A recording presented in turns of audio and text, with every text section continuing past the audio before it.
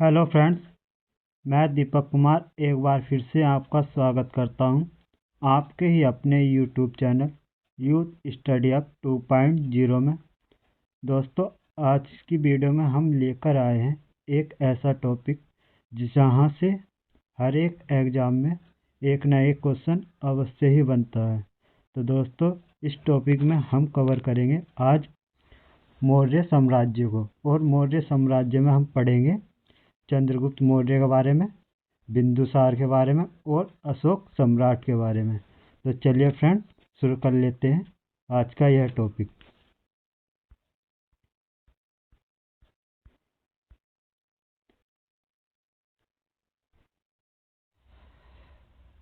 तो चलिए दोस्तों, शुरू करते हैं मौर्य साम्राज्य। दोस्तों, नंद वंश के अंतिम शासक धनानंद को पराजित कर चंद्रगुप्त मौर्य ने मगध में मौर्य साम्राज्य की स्थापना की थी।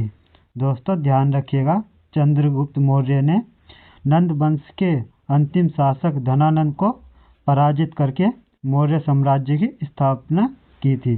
दोस्तों, मौर्य वंश के बारे में जानकारी निम्नलिखित स्रोत में मिलती है। दोस्तों, वे स्रोत हैं साहित्यिक स्रोत और पुरातात्विक स्रोत। आइए पहले जानते हैं हम साहित्यिक स्रोत के बारे में। दोस्तों, साहित्यिक स्रोत में है अर्थशास्त्र, और ये अर्थशास्त्र जो लिखी है कौटिल्य ने लिखी है, और इसमें भी मौर्य वंश के बारे में जानकारी मिलती है। दूसरी है इंडिका। दोस्तों, इंडिका जो लिखी है मेगास्थनीज ने लिखी है, और इसमें भी मौर्य वंश के बारे में जानकारी मिलती है। फिर है मुद्रा राक्षस। दोस्तों, मुद्रा राक्षस जो लिखी है विशाखा दत्त ने लिखी है, और इसमें भी मौर्य वंश के बारे में जानकारी मिलती है। फिर है जैन धर्म और बौद्ध ग्रंथ। दोस्तों, जैन और बौद्ध ग्रंथ में हमें मौर्य वंश के बारे में जानकारी मिलती है। दोस्तों, अब देखते हैं पुरातात्विक स्रोत। पुरातात्विक स्रोत में है अशोक के अभिलेख, और इसमें भी मौर्य वंश के बारे में जानकारी मिलती है। फिर है जूनागढ़ का अभिलेख, और जूनागढ़ के अभिलेख में भी मौर्य वंश के बारे में जानकारी मिलती है। फिर है रुद्रा दामन अभिलेख।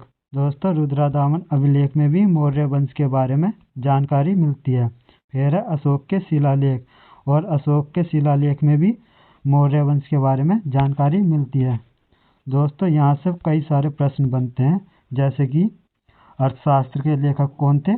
कौटिल्य। दोस्तों ध्यान रखिएगा, अर्थशास्त्र के लेखक कौटिल्य। और फिर ये पुस्तक भी पूछी जाती है कि इंडिका के लेखक कौन थे? तो इंडिका के लेखक जो थे मेगास्थनीज थे। दोस्तों, इस बात को ध्यान रखिएगा, नोट कर लीजिएगा। फिर है मुद्रा राक्षस, जो कि इसके भी लेखक कौन थे? विशाखा दत्त थे इसके लेखक, जिसे ध्यान रखिएगा। दोस्तों, ये क्वेश्चन अवश्य ही पूछे जाते हैं यहाँ से, एसएससी में तो खासकर अधिकतर यहाँ से अर्थशास्त्र के बारे में और इंडिका के बारे में काफ़ी ज़्यादा पूछे जाते हैं, इन दोनों पुस्तकों के लेखक के बारे में।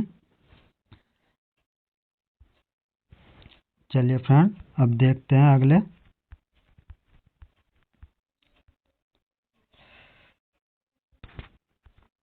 दोस्तों, अब जानेंगे हम मौर्य साम्राज्य का विस्तार।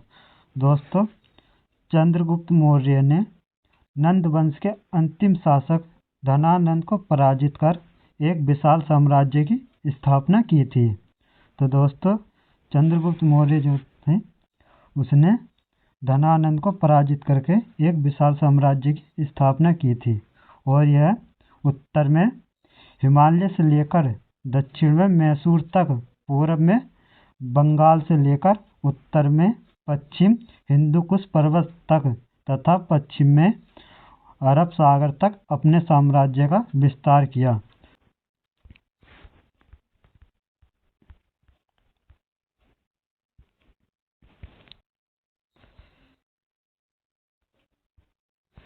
दोस्तों, अब जानेंगे हम मौर्य साम्राज्य के शासकों के बारे में। दोस्तों, मौर्य वंश के निम्नलिखित शासक थे। पहले है चंद्रगुप्त मौर्य, फिर बिंदुसार, फिर सम्राट अशोक, फिर दशरथ मौर्य, फिर संप्रति, फिर शाल्किशुक, फिर देववर्मन, फिर शतधन्वन, फिर बृहदत्त।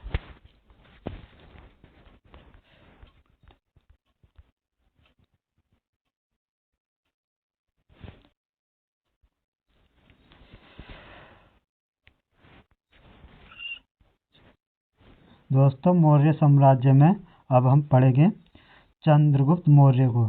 दोस्तों चंद्रगुप्त मौर्य मौर्य वंश की प्रथम शासक तथा संस्थापक थे, जो 322 ईसा पूर्व नंद वंश के शासक घनानंद को चाणक्य की सहायता से पराजित कर मगध के राजा बने तथा चाणक्य को अपना प्रधानमंत्री बनाया। दोस्तों यह पॉइंट भी ध्यान रखिएगा। धनानंद को हराने के बाद चंद्रगुप्त मौर्य ने उसकी पुत्री दुर्धरा से विवाह कर लिया। दोस्तों यह भी ध्यान रखिएगा, चाणक्य को कौटिल्य और विष्णुगुप्त भी कहते हैं। इन्होंने अर्थशास्त्र की रचना की। यूनानी लेखकों के द्वारा चंद्रगुप्त को दिए गए नाम। दोस्तों ध्यान रखिएगा, यूनानी लेखकों के द्वारा चंद्रगुप्त को दिए गए नाम वह कौन कौन से नाम थे। पहला है हमारा प्लूटार्क, और ये किसने दिया था? एंड्रोकोर्ट्स ने। फिर है जस्टिन, और यह दिया था सिंड्रोकोर्ट्स ने। दोस्तों 1793 में सर विलियम जोन्स ने सर्वप्रथम यह बताया कि यह नाम चंद्रगुप्त मौर्य है। दोस्तों 305 ईसा पूर्व में सेल्यूकस निकेटर ने मगध पर आक्रमण कर दिया, किंतु चंद्रगुप्त मौर्य उसे पराजित कर उसकी पुत्री कॉर्नेलिया हेलेना से विवाह किया। दोस्तों युद्ध की शर्तों के अनुसार सेल्यूकस निकेटर ने 4 प्रांत काबुल, कंधार, हेरात और मकरान चंद्रगुप्त मौर्य को दे दिए। दोस्तों प्लूटार्क के अनुसार चंद्रगुप्त मौर्य ने भी 500 हाथी सेल्यूकस निकेटर को भेंट दिए। सेल्यूकस निकेटर ने अपना राजदूत मेगास्थनीज को चंद्रगुप्त मौर्य के दरबार में भेजा, जिसने इंडिका नामक की पुस्तक की रचना की।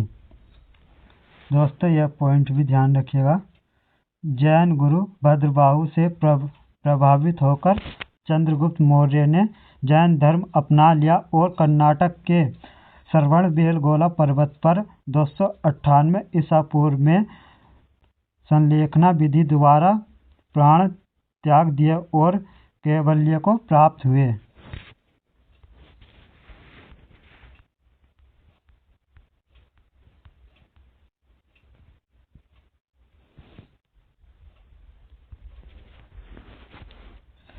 दोस्तों नेक्स्ट पॉइंट है बिंदुसार चंद्रगुप्त मौर्य का उत्तराधिकारी बना। इसकी माता का नाम दुर्धरा था, जो 298 ईसा पूर्व में मगध की राजगद्दी पर बैठा। इसे अमित्रघात के नाम से भी जाना जाता है। दोस्तों ध्यान रखिएगा, बिंदुसार को अमित्रघात के नाम से भी जाना जाता है, जिसका अर्थ होता है शत्रु विनाशक। दोस्तों अगला पॉइंट है वायु पुराण में बिंदुसार को भद्रसार या बारीसार कहा गया है। जैन धर्म में बिंदुसार को सिंहसेन कहा गया है। बिंदुसार आजीवक संप्रदाय का अनुयायी था। अगला पॉइंट है स्ट्रैबो यूनानी इतिहासकार के अनुसार सीरियन शासक एंटियोकस ने बिंदुसार के दरबार में डाइमेकस नामक राजदूत भेजा। इसे ही मेगास्थनीज का उत्तराधिकारी माना जाता है।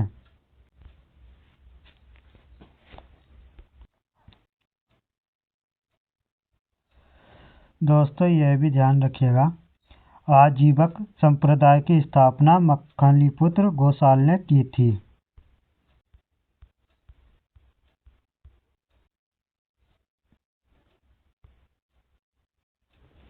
दोस्तों नेक्स्ट पॉइंट है एथीनियस यानी यूनानी लेखक के अनुसार बिंदुसार ने सीरिया के शासक एंटियोकस प्रथम से 3 वस्तुओं की मांग की थी। वह 3 वस्तुएं थी मदिरा, मीठी अंजीर तथा दार्शनिका। नेक्स्ट पॉइंट है सीरियाई सम्राट ने प्रथम 2 वस्तुएं तो बिजबाई पर तीसरी के संदर्भ में कहा कि दार्शनिकों का विक्रय नहीं किया जा सकता। इसमें नेक्स्ट पॉइंट है, बिंदुसार के समय तक्षशिला में विद्रोह हो गया। उस समय तक्षशिला का राजकुमार बिंदुसार का बड़ा बेटा सुसीम था, वह विद्रोह दबाने में असफल रहा। तब बिंदुसार ने अपने छोटे पुत्र अशोक को, जो अवंती का राज्यपाल था, उसे भेजा। वह विद्रोह दबाने में सफल रहा। दोस्तों नेक्स्ट पॉइंट है, बिंदुसार की मृत्यु के बाद अशोक मगध के सिंहासन पर बैठा।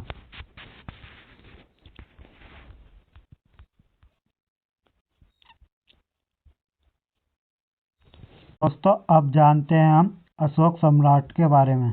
दोस्तों अशोक सम्राट बिंदुसार का उत्तराधिकारी महान अशोक हुआ, जो 269 ईसा पूर्व में मगध की राजगद्दी बैठा। इनकी माता का नाम सुभद्रांगी था। दोस्तों अशोक का जन्म 304 ईसा पूर्व में हुआ था।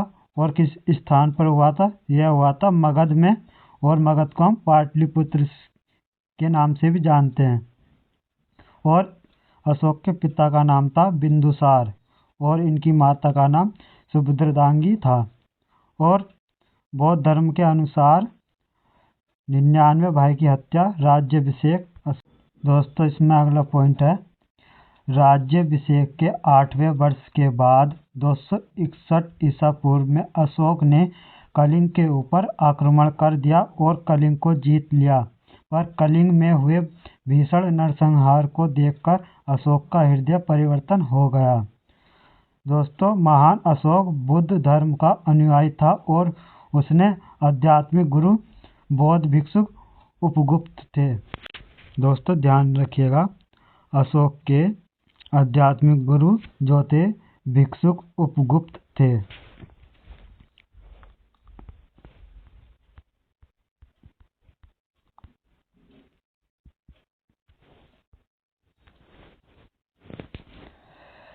दोस्तों अशोक का बौद्ध धर्म उसका व्यक्तित्व धर्म तथा उसने कभी भी बौद्ध धर्म को राज्य के धर्म में घोषित नहीं किया।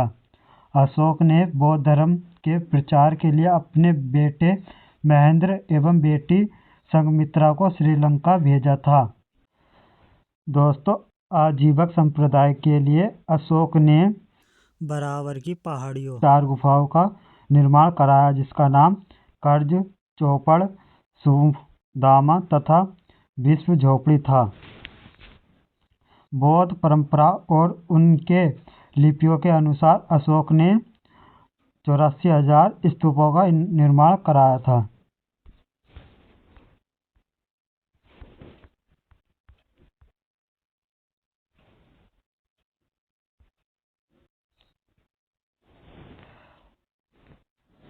दोस्तों सम्राट अशोक भारत का पहला ऐसा शासक था जिसने अपने संदेशों को अभिलेखों के माध्यम से जनता तक पहुंचाया। अशोक के अभिलेखों की भाषा प्राकृतिक थी, जिसे 4 लिपियों में लिखा गया था। वे 4 लिपि थी, ब्रह्मलिपि, खरोष्ठी लिपि, अरमाइक लिपि और ग्रीक लिपि। दोस्तों ब्रह्मलिपि यह अभिलेख भारत से मिले हैं, और खरोष्ठी लिपि यह पाकिस्तान से मिले हैं, और अरमाइक लिपि यह अफगानिस्तान से मिले हैं, और ग्रीक लिपि यह अफगानिस्तान के उत्तरी सीमा से मिले हैं। दोस्तों खरोष्ठी लिपि दाएं से बाएं लिखी जाती है। दोस्तों अशोक के अभिलेखों को पढ़ने की पहली सफलता 1837 ईस्वी में जेम्स प्रिंसेप को मिली।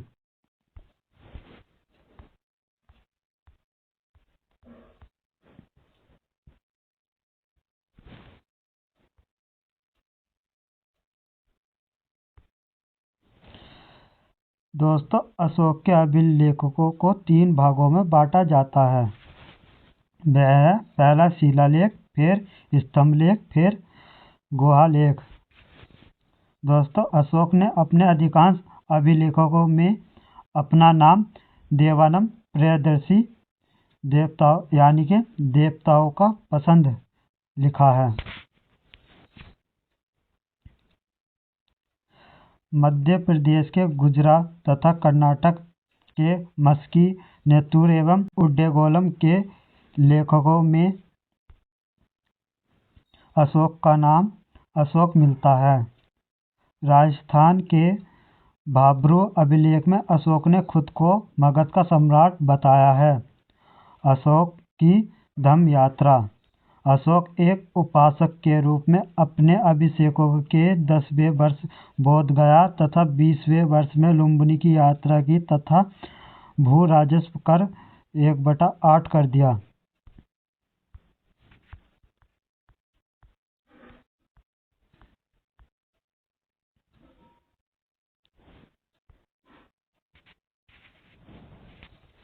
दोस्तों अब पढ़ते हैं अशोक के प्रमुख शिलालेख एवं उनके वर्णित विषय।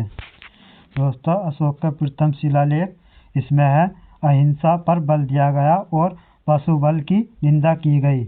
प्रथम शिलालेख में अशोक के। फिर द्वितीय शिलालेख में इसमें मनुष्य पशु दोनों की चिकित्सा व्यवस्था का उल्लेख है। और तृतीय शिलालेख में राज्य के पदाधिकारी को आदेश दिए गए हैं कि प्रतिवर्ष 5 के बाद धर्म प्रचार के लिए दौरे पर जाए। फिर चतुर्थ शिलालेख में इसमें बैरी घोष युद्ध के स्थान पर दम घोष बौद्ध नीति का चर्चा है। पांचवें शिलालेख में इसमें धर्म महामोत्रों की नियुक्ति तथा धर्म और नैतिकता के प्रचार प्रसार के आदेश का वर्णन है। छठे शिलालेख में है इसमें अशोक ने कहा कि मेरे अधिकारी जन कल्याण के लिए जब चाहे मुझसे मिल सकते हैं।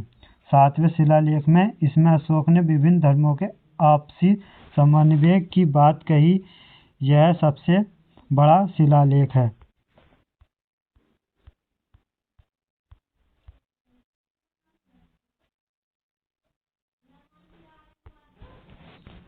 अशोक के प्रमुख शिलालेख एवं उनके वर्णित विषय। 14वें शिलालेख में इसमें अशोक ने जनता को धार्मिक जीवन बिताने के लिए प्रेरित किया है। मौर्यकालीन प्रमुख अध्यक्ष। दोस्तों अब देखते हैं मौर्यकालीन प्रमुख अध्यक्ष।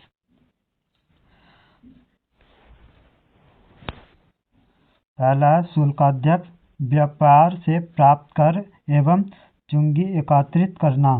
दूसरा है पोतवाध्यक्ष, पोतवाध्यक्ष में मापतोल के मान को नियंत्रित करना। सूत्राध्यक्ष में वस्त्रोद्योग के मंत्री और सुनाध्यक्ष में भूषणखानों व चर्मोद्योग का अध्यक्ष। फिर लक्ष्मण अध्यक्ष में टकसला सिक्कों का अध्ययन। अश्वाध्यक्ष में घोड़े की देखरेख करने वाला।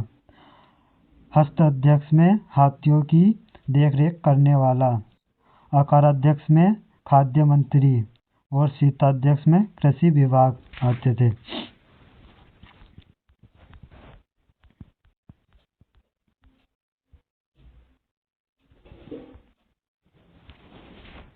दोस्तों पढ़ते हैं मौर्यकालीन प्रांत एवं राजधानी।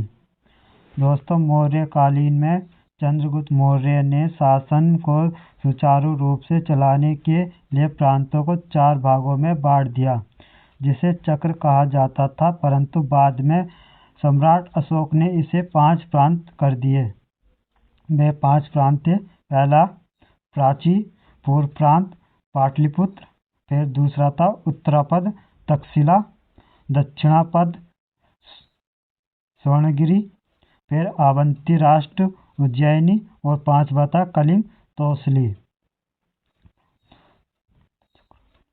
प्रांतों का प्रशासन राजवंशी कुमार नामक पदाधिकारी द्वारा होता था।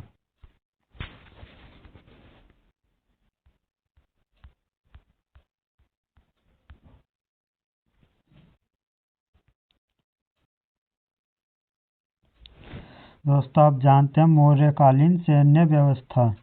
दोस्तों यूनानी इतिहासकार के अनुसार चंद्रगुप्त मौर्य की सेना में 6 लाख पैदल, 30,000 अश्वारोही, 9,000 गज सेना, 8,000 रथ सेना थी। उच्च अधिकारी को महामात्रा कहा जाता था। कौटिल्य के अनुसार राजा का परिस्थिति के अनुसार 3 प्रकार का युद्ध करना चाहिए। वह 3 प्रकार के युद्ध थे। प्रकाश युद्ध, आमने सामने का युद्ध को प्रकाश युद्ध कहते थे।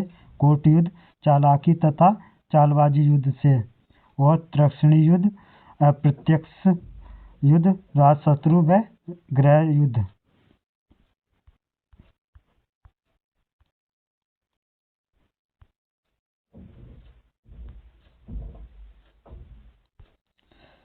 दोस्तों अब देखते हैं मौर्यकालीन सामाजिक व्यवस्था। दोस्तों मौर्यकालीन सामाजिक व्यवस्था, चाणक्य ने अर्थशास्त्र में 4 वर्णों के ही उल्लेख किया है। वह 4 वर्ण थे: ब्राह्मण, क्षत्रिय, वैश्य और शूद्र। मेगास्थनीज ने भारतीय समाज को 7 वर्गों में विभाजित किया। मेगास्थनीज के अनुसार भारतीय समाज के 7 वर्ग हैं। पहला है दार्शनिक, फिर दूसरा कृषक, फिर तीसरा पशुपालक, चौथा व्यापार शिल्प, 5वां सैनिक, छठा निरीक्षक और 7वां है सभासद, जिसे हम मंत्री भी बोलते हैं।